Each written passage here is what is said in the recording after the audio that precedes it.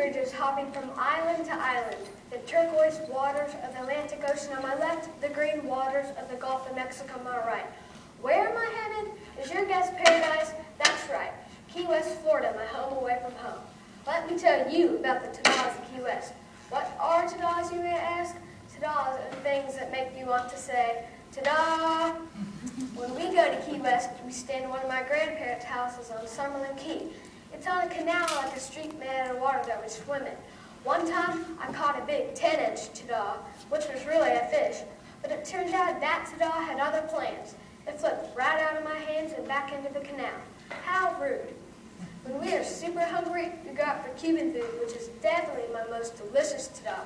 When you take your first bite of a Cuban mix, the meat and cheese seem to almost melt in your mouth. Yum. Am I making you hungry? So sorry. Key West sunsets are not only beautiful ta-das, they are famous too.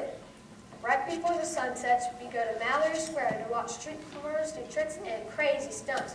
One time, a guy put on a straitjacket and hung upside down with chains wrapped around him. I even got to help on this show. After the performers, everyone watches the prettiest sunset on earth. Duval Street is another interesting ta-da.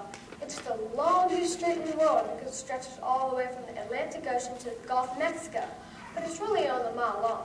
When we walked down the Duval, we stopped at the top of the tallest building in the island called the La Concha Hotel. 7 stories up, I can see the entire island, which is only 3 miles wide, 5 miles long, and 15 miles around. I can even see the cruise ships, the comp trains, and the tourists walking on Duval Street. On one of our trips, we took a bunch of our friends. All 10 kids walked in the cemetery and had a contest to see who could find the most unusual ta-da. And my friend found a headstone that said, "I told you I was sick." The number one ta-da of all is that most of my family members are from the U.S.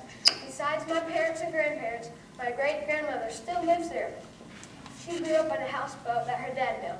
She will be 99 in October, and she has taught many kids and adults to play violin, piano, and other instruments. My cousin, Bronson Royale, first learned baseball in Key West, and now he's a professional pitcher. In 2004, he helped the Red Sox win the World Series, but growing up in Key West, my mom helped him learn to tie shoes. Finally, if my mom and dad hadn't met at Key West High School, I wouldn't have gotten to enjoy the many awesome ta-das in Key West that I love so much.